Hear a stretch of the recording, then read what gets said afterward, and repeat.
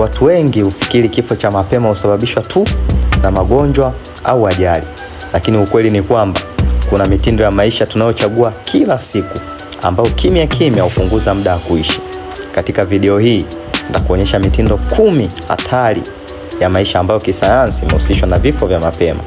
Hakikisha unatazama hadi mwisho, huenda ukajifunza kitu kitakachookoa maisha yako. Jambo la kwanza, uvutaji wa sigara. Uvutaji wa sigara ni moja ya sababu zinazoongoza kwa vifo duniani vinavyoweza kuzuilika. Sigara huharibu mapafu, husababisha saratani, magonjwa ya moyo na kiharusi. Kemikali zaidi ya 7,000 zilizopo kwenye moshi wa sigara huathiri kila kiungo cha mwili. Hakuna kiwango salama cha uvutaji wa sigara. Jambo la pili, unywaji wa pombe kupita kiasi. Unywaji wa pombe kupita kiasi huongeza hatari ya ugonjwa wa ini, shinikizo la damu, saratani na hata ajali. Pombe huathiri ubongo, ini, moyo na hata mfumo wa kinga.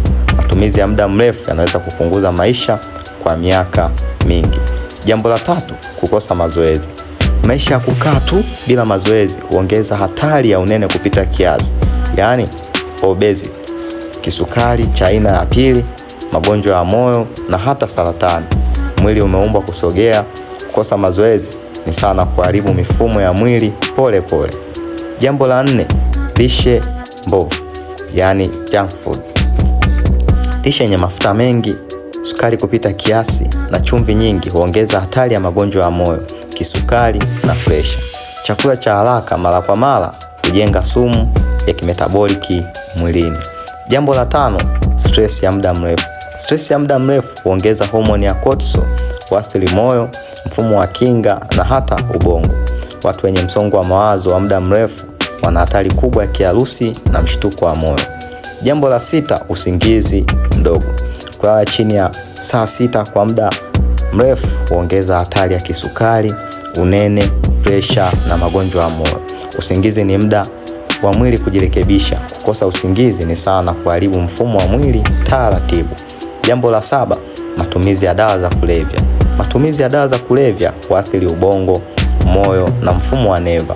Overdose ni moja ya sababu zinazoongoza kwa vifo za vijana duniani.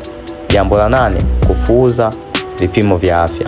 Watu wengi hugundua magonjwa kama presha, kisukari au saratani katika hatua za mwisho kwa sababu hawafanyi vipimo vya mara kwa mara. Uchunguzi wa mapema huongeza nafasi ya kuishi. Jambo la 9, kutokuwa na mahusiano ya kijamii. Upweke wa muda mrefu umehusishwa na kuongezeka kwa vifo vya mapema. Mahusiano ya kijamii huimarisha afya ya akili pamoja na moyo. Jambo la 10, kupuuza afya ya akili.